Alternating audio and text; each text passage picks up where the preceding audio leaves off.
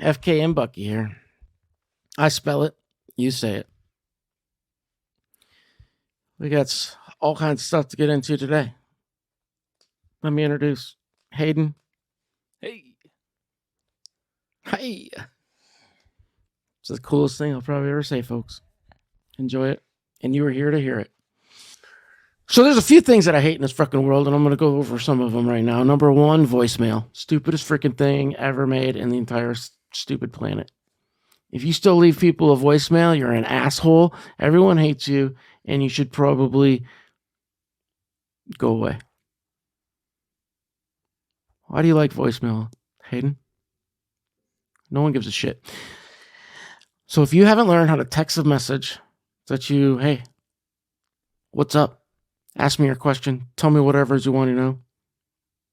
And then you suck. Get rid of your cell phone. Go away. God, I hate voicemail. Hey, it's me. Just giving you a call. So I'd say, what's up? Call me back. See you, bro. It's the fucking stupidest damn thing you ever heard, right? So why do you still leave them? You're not a fan? Hey, babe. This is Hayden. just calling or say grab some milk on your way home. I'm just hand washing all my dresses. Miss you. I would like a babe. Love you. I'd like a baby to hand wash her dresses. It's kind of hot. You want a baby to hand wash your dresses? What the hell is wrong with you? What is that? What is that? Their little fingers can get in those small spaces and clean them better? Man. Somebody sure did a number on you.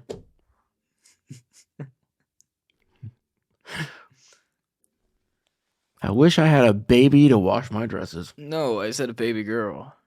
Oh, wow. That makes it all better. No. Thank God it's not a baby boy. That would be weird. No, I said a sweet baby girl. Yeah. A baby is a baby. No transgender baby for you, though. That'd really be awkward. Yeah, so I don't even... Just a voicemail, man. Just let it go. Right. Stop. Just stop. Like, take it off the fucking options. Like, I don't even want a phone with an option. I want it to say, the person you have reached, it didn't answer your damn call. Send them a text and fuck off. There you go. Yeah. That's it. Leave me a voicemail. Where does your hatred come from voicemails? You just don't like the... Because it is helpful, you know. No, it's not. It's fucking stupid. You're away from the phone. You can't talk right now, so I'll just leave you a quick voice memo. Why don't you just send me a quick text that I can actually read? I'm driving right now. I can't. Whatever. Fucking voice to talk, moron. Tell you what, you live your little voicemail life over there. I'm going to be over here in the new age, in the real world, without voicemail.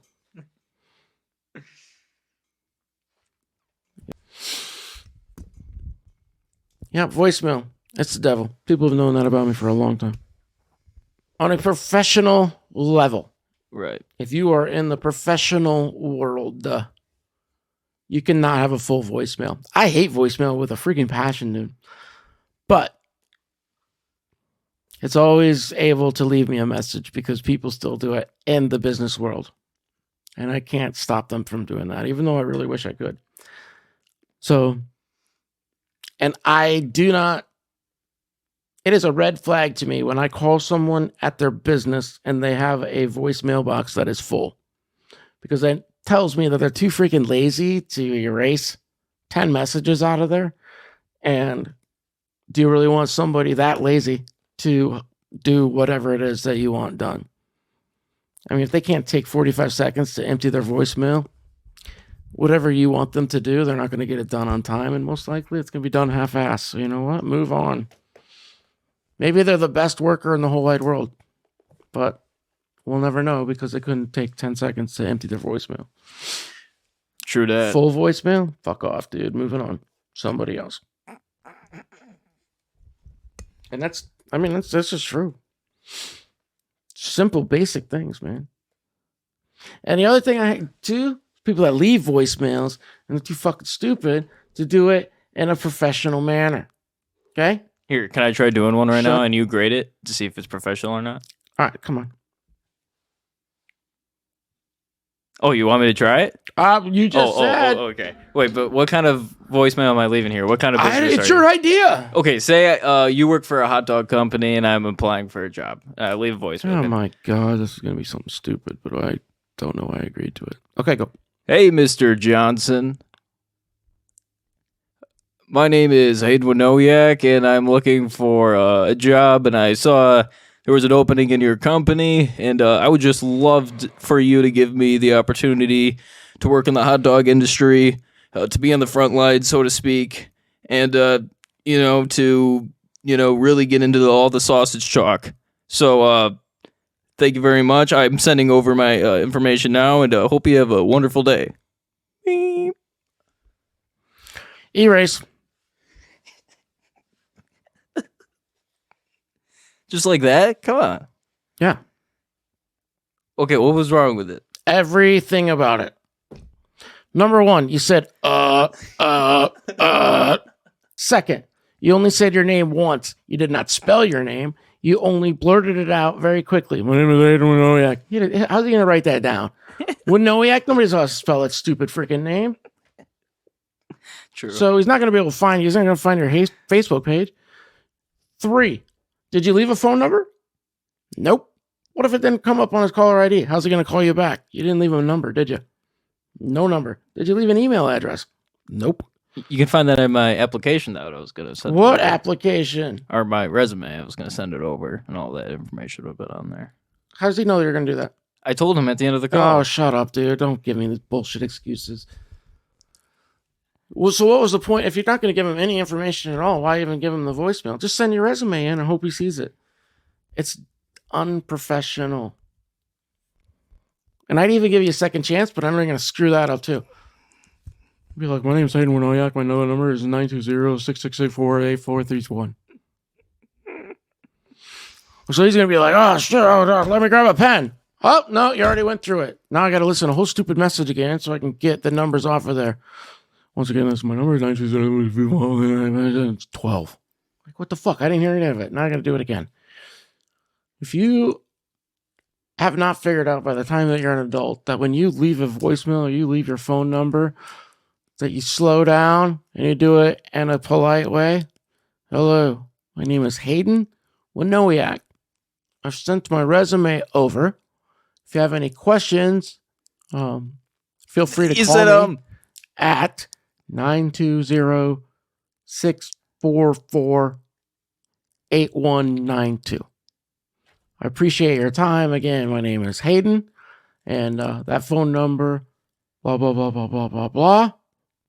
And I really look forward to talking with you soon, and thank you. Okay, now I get to grade you. One thing that you did wrong, you didn't compliment the sausage industry in any way. I didn't leave a voicemail at all. Oh.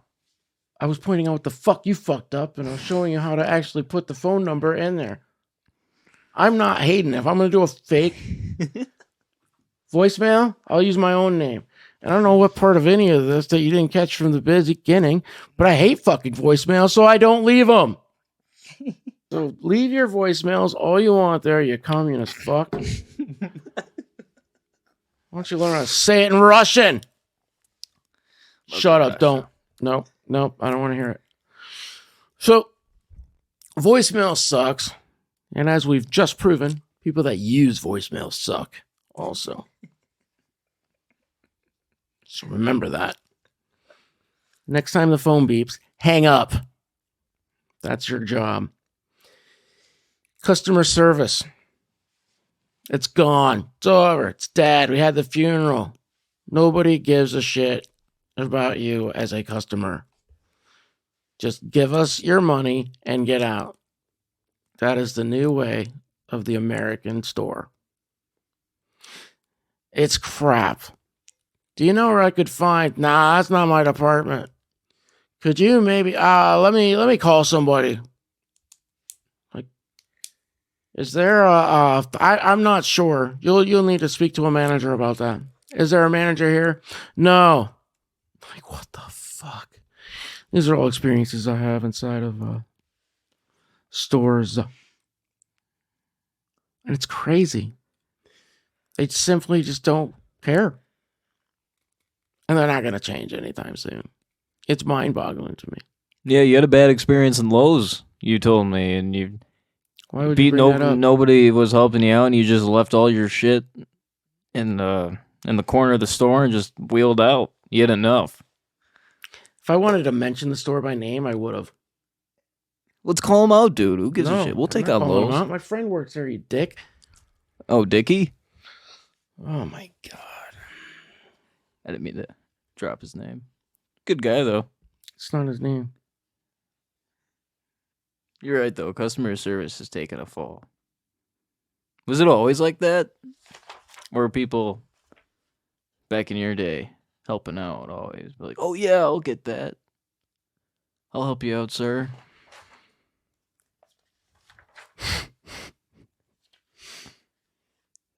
Shut up. What's wrong with you? God. Sit back in your day. Well, I don't know. When I hitched up the buggy and rid the horses into town to get the pigs food so that we could feed the pigs because they was hungry. You know, I had to get the oats out for the buggy horse. Back in my fucking day. Because people don't care. People don't care. That's it. But we care about you, folks, the listener. One of us does. The other one just plops out needless shit every 4 minutes.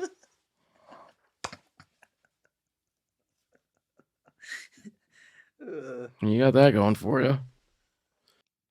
Making the podcast, even though it's new, I look at other videos that are on the internet differently. I see what they do, what they don't do, if they're good, if they're bad, like the content. So much of it, you have these people out there just acting like complete and utter morons.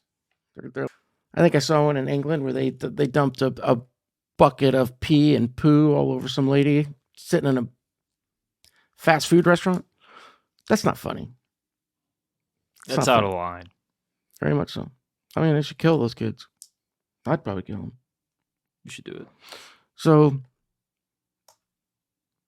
flipping back now to these podcasters that make this incredible. It's just shit. That's what it is. You know, I told Hayden I was going to slow down the swearing. Last couple episodes, I've gotten pretty liberal with it again. It's a conscious thing. I got to think about it and not curse. But the things that they're doing are crap. And so when we decided that we were going to make this podcast, I really had to think about what we were going to try to do and what my overall goal was. My goal is to make something special. Make something that is relatable to lots of different people. I've traveled the world. I've traveled a great deal. Others have traveled much more than I have, which I'm jealous of. And I've met a lot of people in my 45 years on Earth, and I'm proud of that. I'm proud of the diversity of friends that I've been able to make, and have friends all over the world, and it's awesome. And with that, I wanted to be true to myself. That I always said that I would tell the truth on certain things. Sometimes the subjects are tough and I don't want to tell the truth, or maybe I want to sugarcoat it a little bit, but that's not who I am. It's not the way it's going to go. So to the best of my knowledge, things are going to be truthful. There's a lot of my opinion in there. I'm not right 100% of the time. It's more like 99.9999% of the time. But there is a small chance I could be wrong. Very, very small. And you know, when we have all these different things in life, man, and there's a lot of them. We all got challenges. We all got problems that come at us. Most of the time with no warning. The biggest thing I try to remind people when I speak to them on a one-on-one, especially when I go into the hospital volunteering with people, and even and friends and people that have gone through tough things, is that it's okay to be happy. It's okay to smile when life is crap, and sometimes it's the most needed thing, even though you don't want to do it.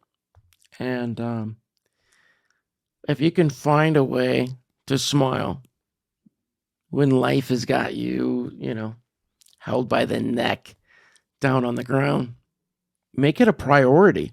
Make it a priority to find a way to smile and find a way to understand, tell yourself it's okay to be happy. You don't have to play this like super depressed character all the time. The world expects you to do that. So fuck the world. Do you. But in Fantasy League, a couple of years ago, when it was the COVID year, which sucked, no crowds in the stands, all that BS that all of us put ourselves through. Can you believe it was just a few years ago? How scared everyone was. Oh my God, we're all gonna die. Feels long. It never happened, but that's a story for another blog. Anyways, there was a gentleman's agreement that if you dropped a player, that for whatever reason, because there was limited players to choose from, that somebody else in the league would run in there and scoop them up. And I let go of a player. I can't remember what it was, but one of the other guys in our league scooped him up, and it was a legal move. I just felt like I was wronged in that our gentleman's agreement had went past that. So I called him out daily. We had this text group that we went through, and I called him a D-bag over and over in that group text. And I was very rough about it because I was pissed. And a few days later, a mutual friend of ours gave me a call, someone I respect greatly, and said, "Look, Bucky, you gotta stop. Like, you gotta stop." And he's like, "You need to make it right." And that was that. And I think the whole time I knew in the back of my head that I was overblowing it and whatever, but I don't know. I was pissed off. So I let my emotions get the best of me, and I went with it. And I upset the herd, our whole little group of friends that we get. I mean, it's all in fun. We put a little bit of money down, but it's not about the money. And anyhow, he was right. And I had to apologize. And I did. And I did it in front of all the other people that were involved. So that they knew it was genuine and knew it was good. And you know what? There was water on the bridge. It was over. Moved on. It's a very small example of something. Because, I mean, people get hurt way bigger than being called a douchebag. But the point of it is that, when things happen, you gotta man up, and you got to just admit the wrong and move on, and the world will be a better place from it. I learned from it. I don't know. I see a lot of people that don't do that, and I think they just don't know how, or they're too afraid of looking stupid. But the thing is that the longer you go on creating this ball of negative energy, the stupider you're going to look. So much better get out ahead of it than keep dragging that shit around, letting it get bigger and bigger. Because eventually, that big fat negative ball you're carrying around, it's going to get too big to move, and then you're just going to be stuck in that one spot. And, it's going to absorb you. You're going to become part of it. And then it's part of you. And it'll never go away. And that negative stuff, even starting with something, one thing, the longer you take it you start forcing other people in your lives to take sides, and you stop talking to certain people. You stop this. It becomes a big deal when all it needed was a simple apology in the beginning and moved on. So if you tend to be one of these people that hold on to a grudge, or if you've got grudges that you've been holding on to for years, just go squash it. Life is too short. Let it go. Move the fuck on. And you'll feel better. You'll be a better person because of it. Powerful stuff, man. Yeah. And I made these notes that I wrote down here on this thing here. I said I made thousands of crap decisions. It has been incredibly hard, but I persevere because that is my only option. Part of this, I'm talking about the accident, wrecking that bike. That was a crap decision to even ride it that day. Conditions sucked. I wasn't experienced enough. I just should have never, ever done it, but I did. And shit I can do about that now. So I have to accept that, and I have to persevere because that's the only option. I mean, the other option is to kill myself, but it's not a very good option.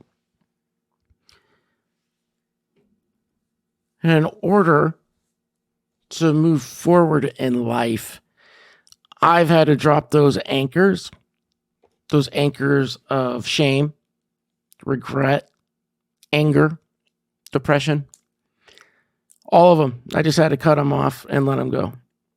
And simple point being is that as long as I had them, I wasn't going to grow as a person. I wasn't going to enjoy life. And I was going to just be this person that gets through the day instead of from the day, And to be honest, to be that thing, to me, is scarier than dying. To just go through life without any ups or downs and just a ball of negative energy.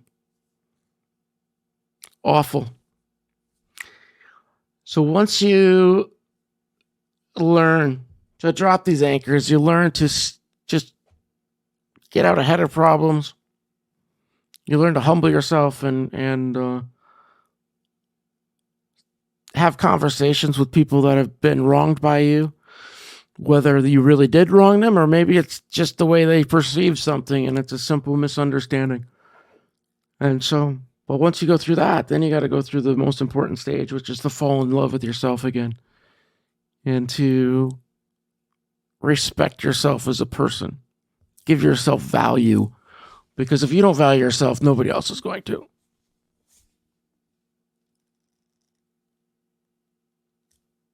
Wow.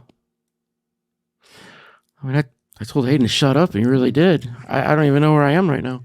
You want me to come in here? No, I think I'm dreaming. Oh. So I watch a lot of these true crime shows, and I thought about this after watching a few of them, and they always have these people that have extra powers, right? Like, what was one of the TV shows? Monk, because he's so like anal about stuff, like he sees everybody and sees the empty gum wrapper, and it's like Columbo. Columbo was way back in the day. And then there was this monk guy. And then the other one, the psychic detective. It was a white and a black guy in a TV show. Black Ninja, White Ninja? No. Mad TV? Nope. No. Close. And not any which way of the fashion of the word. But Monk. What if here it was. And what if their special power, and this is gonna sound kind of crazy, but I know a lot of other people listen to true crime podcasts and stuff, so and watch Forensic Files and all that other stuff. Well, what if someone had the power to see what the deceased person saw for 30 minutes after their death? So once they pass away, and then You could actually see what they were looking at. You could watch the person run around the house like trying to fake the evidence, knocking over flower pants, and and just trying to hide stuff, trying to make it look all like it was something different than what it actually was. And I bring it up because of just when these people that commit these horrible crimes, and then you see them in court and they're crying and they're carrying on, and I'm so sorry. I just would like to see their true self, like after they did this incredibly horrible, fucked up thing. Well, if there was, and part of it too, okay, is a story that I had listened to where a young lady was killed, and the guy that ended up, she had dated multiple guys in, say, like the last year, and the one guy went over and killed her, and then he took her hand and put it into blood, and wrote another man's name on the wall. So he made it look like that in her dying last moment, she wrote down the name of her ex-boyfriend and not his. And so the police, like, obviously went right into it, and we're like, holy cow, look at this. It's like a dying decree that she gave us, right? But it ended up being false, and they figured it out because, the writing was with her left hand, even though she was right-handed, and what really got me too is that the blood itself, because she had already been deceased and the heart wasn't pumping anymore, that the blood that was on the wall was like non-oxygenated. There was no oxygen in it or something. So it was impossible for her to have been the one that actually did that. Those guys are smart, man. But what if you saw your killer, like if you could like see what they were doing right afterwards, And they did find out too in this particular case that this guy that was bawling and oh my God, I can't believe she's gone. Not only did he write the thing on the wall, but he also ate 2 pieces of pizza from her pizza that got delivered after. So he did this horrible crime, and then he decided to eat a couple pieces of pizza. He's changing the crime scene around. That's a special kind of shitbag person, man. It's horrible.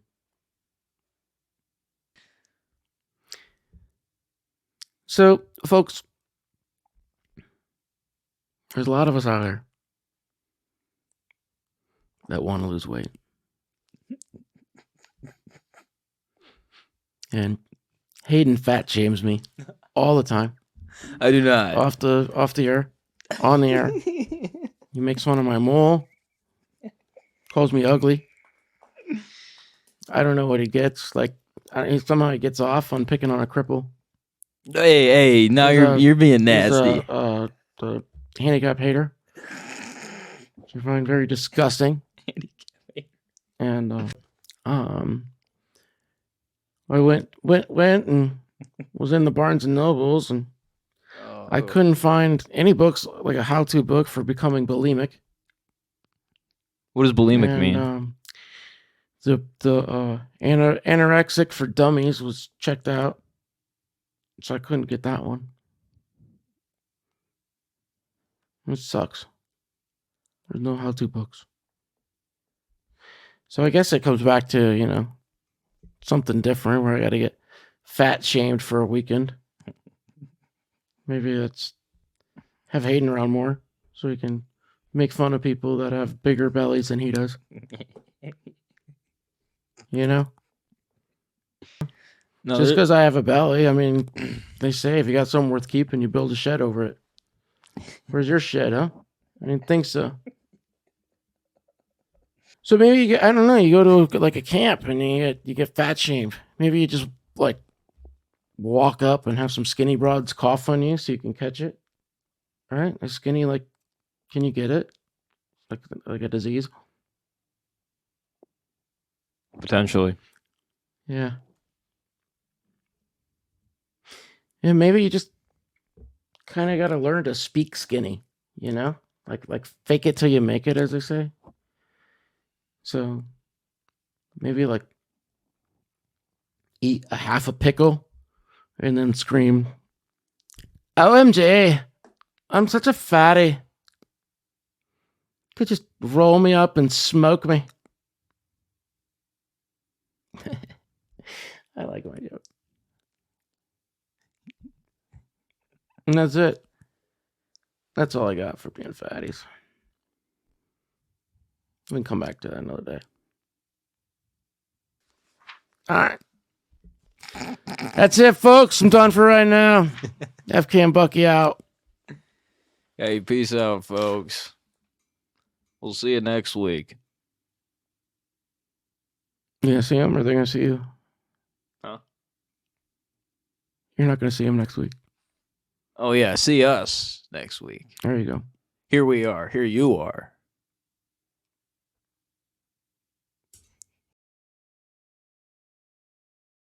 I feel like ripping your face off with my bare fucking hands. That's why I'm growing my nails out. You got about 2 weeks. Yeah. Should paint them. I will. With your blood.